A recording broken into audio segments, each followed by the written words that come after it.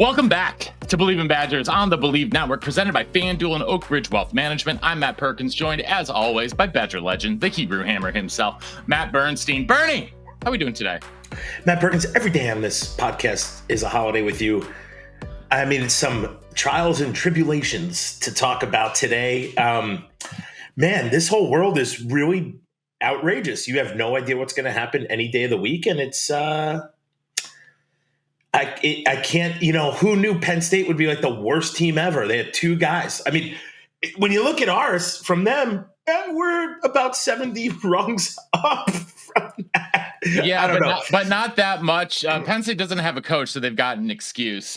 Wisconsin doesn't have as many excuses here. Yesterday was the early National Signing Day, and it was not a great one for the Badgers. They lost their top commit, Amari Latimer, who had a last-minute flip to West Virginia, which is very curious. I highly recommend subscribing to Badger 247 and getting Nick Osen's thought. No one was more tapped in on that recruitment than Nick.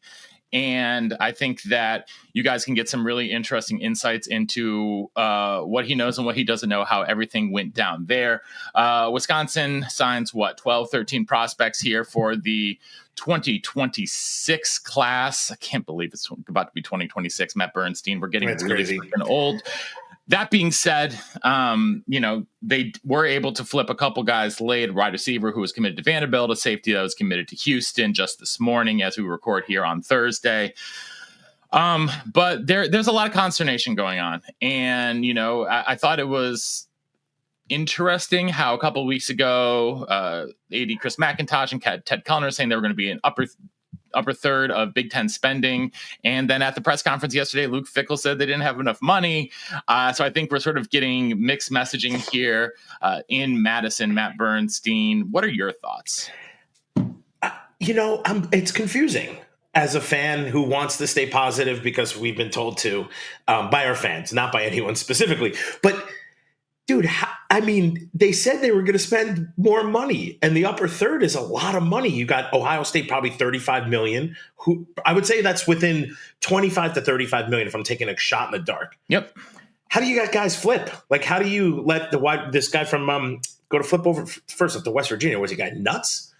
But now that West Virginia class has 4 running backs in that class now too. There's a lot of weird things that are going on. Like that dude from Syracuse didn't even sign papers, or he didn't sign the Syracuse paper. Dude, the world sadly, it's being run in this college football by 17 and 18-year-olds who have no brains. I know I can speak because I didn't have a brain at 18 years old, but football was way different. Now I'll say it's interesting that you don't have a way to go to that West Virginia kid and be like, guys, we have a bag for you. Like, we got money, we're going to pay you. So it's weird. Now, could they be holding off? Some of these kids, maybe characteristically, you might not want. You learn more about them, you talk to them. Like, there has to be some of the backgrounds that you just don't want to deal with, but they're still a 4 or 5 star, and you want to potentially get them in the room. So yeah. I don't know. This is all speculation on my part, but the fact that we can't or didn't or are unwilling, and the mixed messages, Matt Perkins, the mixed messages and the not telling us what's happening as a fan is very frustrating. As someone who works in marketing as a professional for my 9-to-5 job, I can tell you that mixed messaging and telling people one thing then telling them another is one of the worst things you can do for a brand. And people want consistency from their brands. Wisconsin had a very consistent brand of football, both on the field and projected out to the fans from the coaching staff and administration for 30 years in the Barry Alvarez, Brett Bielema, Paul Christ era. I'm not counting Gary Anderson. That was a blip on the radar. I don't know what Wisconsin's brand is anymore. And maybe, Luke Fickell said in the press conference yesterday that they're going to have to hit the portal hard again for 2025 kids. And let's do it. Here we go. You don't have, but like Bernie, we've talked about this a million times here on the show. You don't have a brand and you don't have a culture if you are routinely just bringing a ton of dudes in from the portal. And if you can't develop high school guys, because they're not giving you time or you don't have time to do it. I don't know what you are doing. You mentioned the recruiting classes and spending in the upper half of the Big Ten. USC had the top class in the country by most publications. Who's on USC staff? Max Steinecker is, in charge of, their recruiting, player personnel, whatever, former Wisconsin guy in that job. And I think that Wisconsin really, missed having him on staff in this cycle. That one really hurt. And I think that Wisconsin is in a place where we've been saying this over and over again. We don't know what the culture is. We don't know what the brand is. And it's going to be hard to get guys to come in and buy into something if they don't know what they're buying into. Yes, all of that. We're in a tough situation. I mean, I thought when things were going super downhill, we were told all these things, right? And this is not like, I'm not making this stuff up. We were told we were going to invest more. We're keeping Fickle. We're going to invest more in the program. And we've seen blips, right? Like we've seen blips. You saw the Washington game. You saw the Illinois game.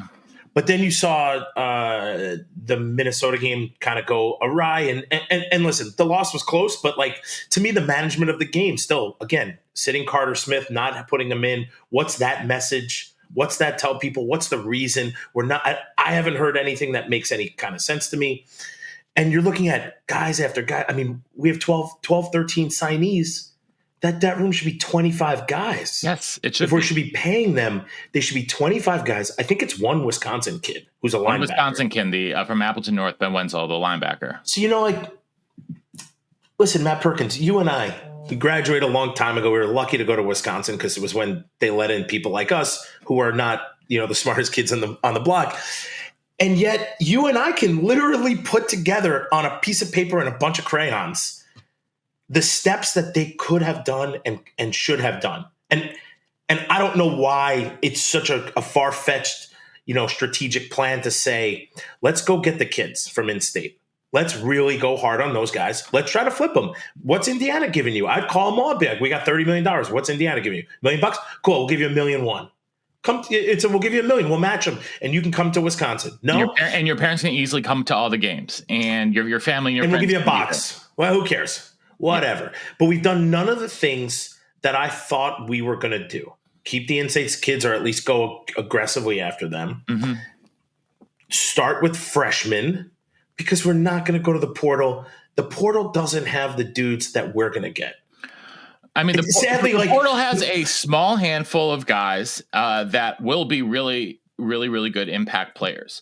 Yes. But they're going to end up at the LSUs and Ohio States of the world. I mean, look at Ohio State. They're not bringing in 25 guys in their portal class. They're bringing in 4 or 5 guys who are elite talents. And Wisconsin's not going to be able to do that. And it's unfortunately, I think it's going to be more of the same next year in terms of product on the field. And it's disheartening. Like, I want to believe that something is going to change. I want to believe that things will be better, but there is Matt Perkins, evidence of wait that. A second. This was just early signing day. We can still do things. But like the thing is that like it's not like 95% of the kids have signed on early signing. I get it. There aren't a ton of guys out there who have not signed, and the guys who haven't, someone like a Chris Henry Jr., who is going to command like $4 million coming out. We're not getting those guys. No. And also, why would you come to a program that's trying to figure itself out is another concern. All right, so signing day not the best. I mean, we're 69th? Nice. 78th? Where were we? It depends on the publication that you look at. So we're not top 50. No, they're not top 50. Dude, even with Paul Christ, that is worse. Yeah, we're 69th. We're 69th. With Paul Christ, with no money and no support, he was top 50. Yeah, I mean, come on. He was usually high 30s, mid 40s. He was in the top 50. So but again, it wasn't. I will say it was a different day of college football, right? You were recruiting for a different thing. You could have, when players didn't have necessarily the ability to transfer out, whenever they wanted. So I hear you. I hear it all. Okay. Okay. Let's Let's take a positive. Let's just do something quickly, Matt Perkins, because we did get all Big Ten honors out there. Yeah, we did. We had a lot of good dudes. So I want to just say congratulations. Side of the ball. Yeah. On the defensive side of the ball, I'm going to bring up the graphic. And Vinny Anthony, kick returner. I thought, Mason Posa got all Big Ten. Freshman, right? No, he just straight up all Big Ten. As a freshman, he got third team. I love that. I thought, I'm curious your thoughts here. I was shocked that Ben Barton did not get at least an honorable mention. Ben Barton, to me, was someone that deserved to be an all Big Ten player. He was outstanding all season. He was the best player not only on the defensive line. I think you could argue he was the best player on the defense from game 1 through game 12. And he and JVR Suggs were the reason that this team was able to hold up really well against the run. But Matt Bernstein, what stood out to you? Here's the thing. And I've always had this issue with all Big Ten. When I was there, running backs, they only took 2, I think, maybe 3. So as a fullback, guess who you are? You're a running back. It's impossible to get all Big Ten. They don't have, it's not like in high school where you have like 40 guys at each position. This is like 2 or 3 max, right, Matt Perkins, at each position. So I think he should have gotten some honor at all, right? With the guys, Darrell Peterson, Mason Reiger, Christian Allegro, Ricardo Holman. Yeah. Dude, Posa, our defense was solid. I don't care what anyone says. It was our offense that couldn't stay on the field. Yep. Lance Mason did get was honorable mention. Media was third team by the media. And let's see, Joe Brunner was honorable mention. Again, so if there's 3 teams, then there's 3 guys per position. That's a lot of D linemen. That's the only pushback is that it's stupid that you only have 3 D linemen or 4 5 6 maybe max of inside guys. Ben Barton had an outstanding season. That guy is going to be drafted. He's going to play on Sundays, and he's going to play a long time. I think you could say the same thing about JVR Suggs as well. There too. But Ben Barton, to me, really was the one that I was really disappointed. We're also pumped because he stuck it out. He's positive. 6-year guy. He embodies what we are used to in the culture. And he was developed. Football. He was developed. He's an in-state kid who came in. He actually came in as an offensive lineman, flipped over the defensive line, developed, and look what he turned into, right? But there's not the patience for that anymore. No. So I just wanted to bring in some positive light here because I know signing day was not fantastic for us. Hey folks, before we continue, I want to remind everyone tuning in that we continue to be proudly presented by Chris Anicetti and his entire team over at Oak Bridge Wealth Management. If you're a collegiate athlete or parent of a collegiate athlete navigating NIL opportunities, Chris and his team are here to help maximize your earnings and protect your future. We all know that athletes train hard to be the best on the field, but who's making sure they're winning off the field? Chris Anicetti and his entire team at Oak Bridge Wealth Management. That's who. They don't just manage your money. They handle your entire financial world. From building a rock-solid financial plan tailored for athletes to paying bills, budgeting, setting up LLCs, and securing financing for cars, equipment, and whatever else you need so that you can focus on your game. Your career is short. Make every dollar count. Oak Bridge Wealth Management, where athletes build lasting wealth. Get in touch with Chris on Instagram at oakbridgewm_Anicetti. That's oakbridgewm_ANICETE, or head on over to their website at oakbridgewealthmgmt.com. Chris Anicetti, Oak Bridge Wealth Management, they've been helping a lot of NCAA athletes and professional athletes get their money right. There's no one else better for this around that you are going to find. So make sure to get in touch with Chris and support the people who support us. All right, we're going to hop back into the show. Now, Matt Perkins, we're going to go to the portal. Another strategic part of the plan that you and I do not agree with. But I think what we need to figure out, and I think what's going to happen here, Matt Perkins, I'd love to hear you expand on this, is we're in December. Nothing's really going to happen right now. No, January 2nd is when the portal opens. Well, that's what I was getting to. I think now is the most important time for Fickell and staff to go to every dude who's going to possibly leave or who's not a senior or graduating and go, What does it take to keep you here? Yep. To the guys they want, right? There's some guys I'm sure that they don't really mind if they, or some guys who've already made up their mind and said, there's nothing you can do to keep me here. Sure. I mean, if that's true, if that's a conversation they're already having, but I wanted, so in this time period before Christmas break, and we're on the vacation bowl, so we're not doing anything. I want to know. I'm hopeful that they're going to invest that 30 million or 25 or whatever million we have to say, guys, we're going to keep the dudes we want here.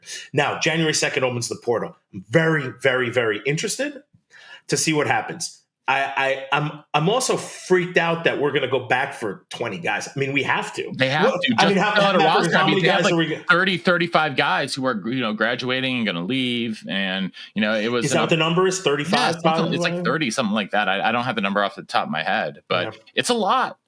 It's a lot. I mean, you're going to lose like all your starting DBs, most of your starting DBs. So here's what's also frustrating. Your entire two deep at defensive tackle.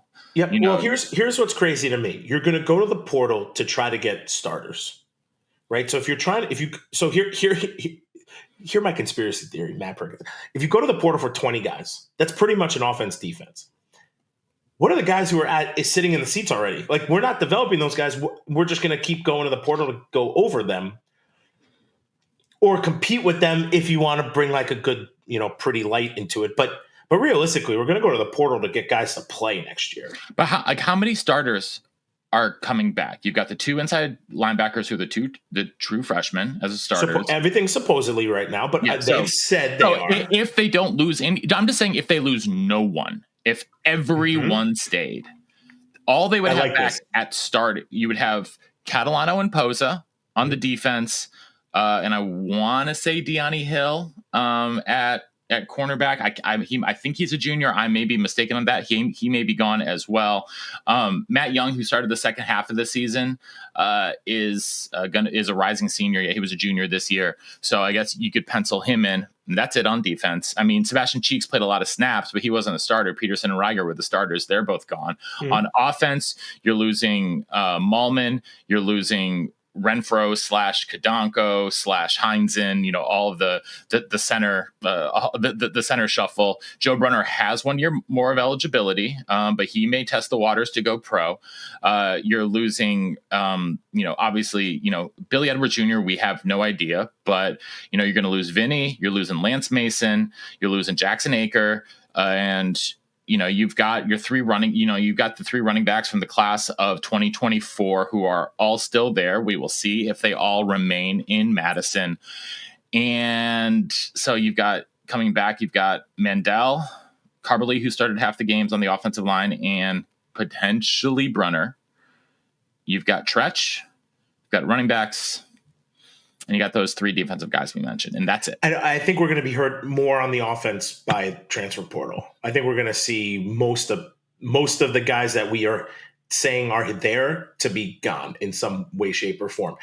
I'm interested to see what happens with Billy Edwards Jr., right? He's and by the way, Deani Hill is a senior, so he's gone.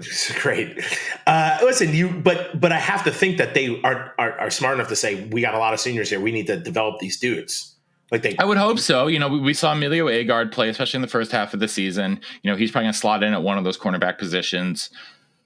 But in Kairos Gaines, true freshman, got reps at both corner and safety this year. I would imagine he's someone who would be seeing the field a lot next year. But where else are you going? I mean, the guys that you brought in that 2023 and 2024 class, they've got to be the core. They've got to be seeing the field, and and some of the guys who are true. And think about it, they're going to be second or third year guys. They should see the field. Yes, they should. Once you're a third year player, you should be seeing the field. If you're going to be an impact player, you need to be seeing. Listen, we also don't know. It's a little bit of the unknown. The guys who have been waiting their turn to get in there and do something. I'm hopeful that we are developing kids to be able to step up behind a senior when someone gets hurt or they graduate to do this.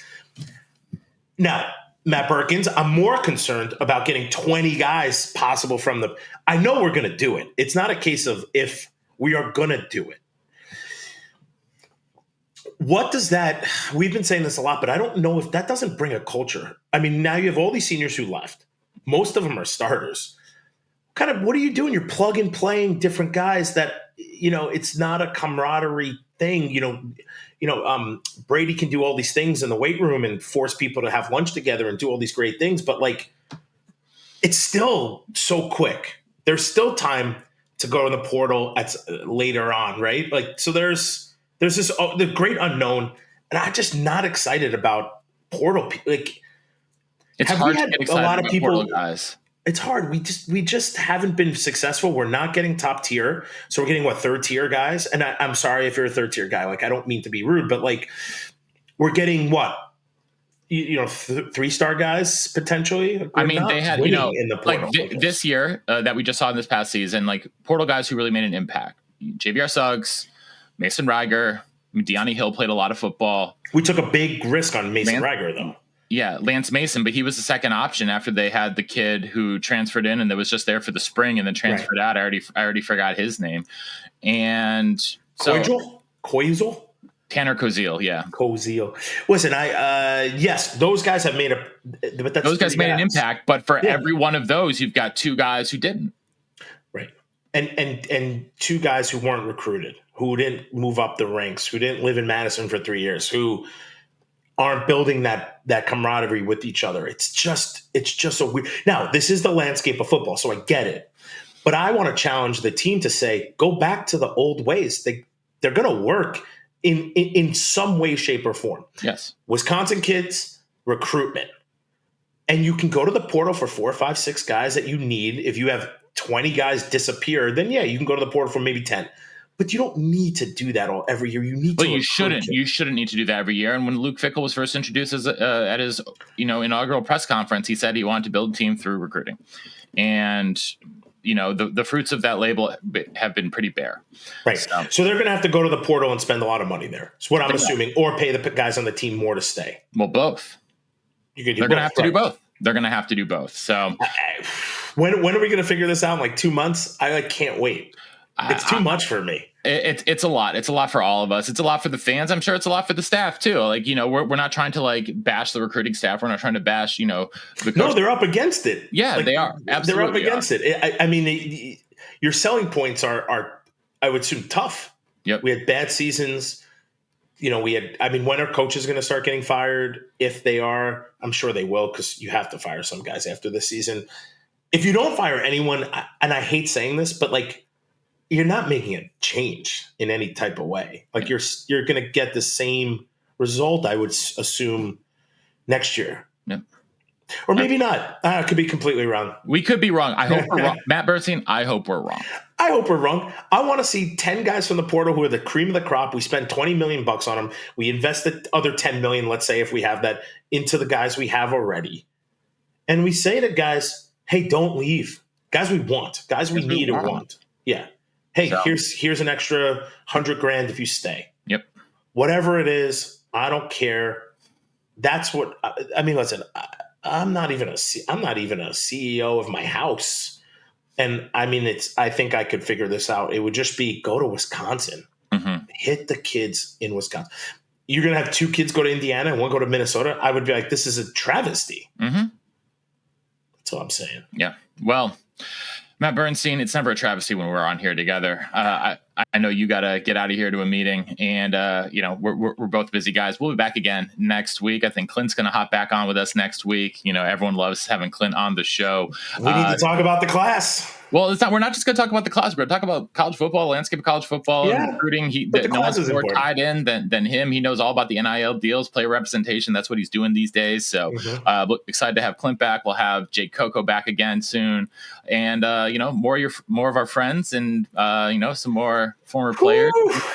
A lot of good stuff happening, but it's always great to see you here, Matt Bernstein, on Believe in Badgers, part of the Believe Network, presented by FanDuel and Oak Ridge Wealth Management.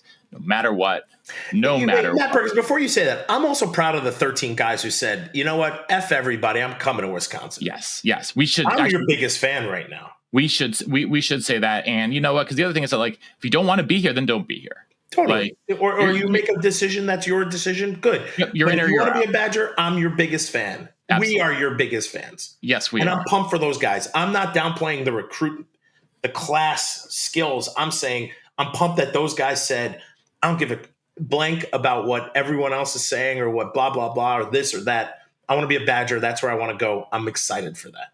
Absolutely. Good for you guys. And you know what we say to them? We say on Wisconsin. On Wisconsin. All right, everyone. It is the College Football Conference Championship weekend this weekend. And our friends over at FanDuel have the best odds, the best place to find everything that you need. And I want to run down all of my picks here for the championship game weekend. It kicks off down there in Conference USA with Jacksonville State University versus Kennesaw State University. And that is, an interesting matchup. I think all these are interesting matchups. Kennesaw State is a 2.5-point favorite in this one. And the over-under here is 60.5 points. That is a lot of points in for a single game. Yes, both of these teams have very strong offenses, but my best bet here on this one is to go under 60.5. Conference title games, typically scoring is down a little bit in these very tight matchups, unless it's obviously Wisconsin versus Nebraska back in the day where the Badgers won 70-31. So my best bet on this one is the under. We're going to head then to the matchup between Troy and James Madison. And James Madison is obviously one of the best stories here in all of college football this year. They're 11-1, best record in the Sun Belt, with a pretty good shot to make the college football playoff if a couple things break their way. 23.5-point favorites here. That's ridiculous. That being said, they are dominant and they are going to want to show that they deserve to be in the college football playoff. That their head coach is headed to UCLA after the season to become their next head coach, but he is staying there for whatever their postseason run looks like. And I think they're going to try to pour it on Troy. Troy sneaks in here, but they are definitely not the strongest team in the way that they match up with James Madison. So it's as ridiculous as it is. James Madison minus 23.5. I will take that one. The American Conference. This is an awesome matchup. North Texas and Tulane, some really great offenses there. North Texas, the coach and his staff are going to be headed to Oklahoma State after the season. John Summerall, head coach for Tulane, is going to Florida after the year. So it's the farewell bowl, if you will, in the American. North Texas, in their offense with Drew Mestamaker, are 2.5-point favorites. But I still think John Summerall is one of the best coaches in the country. I like Tulane to pull the upset here. So give me Tulane plus 2.5 in this one. Mountain West, UNLV, Boise State. Boise State, 4.5-point favorite. Just for my own purposes, I really want to see UNLV pull off the upset here. They are plus 4.5. Over under in this one is 59.5. I really like UNLV plus 4.5 here. So give me the running Rebs. In the MAC, Miami of Ohio and Western Michigan. Miami of Ohio has been a great story all year. They are a very, very small underdog here at plus 1.5. Give me another underdog here. Miami of Ohio at plus 1.5. Then we get to the big boys. We're going to start in the Big 12. BYU, Texas Tech. Texas Tech, 12.5-point favorite. They beat them by much more than that earlier this season. Texas Tech's defense is absolutely incredible. We talked about the portal.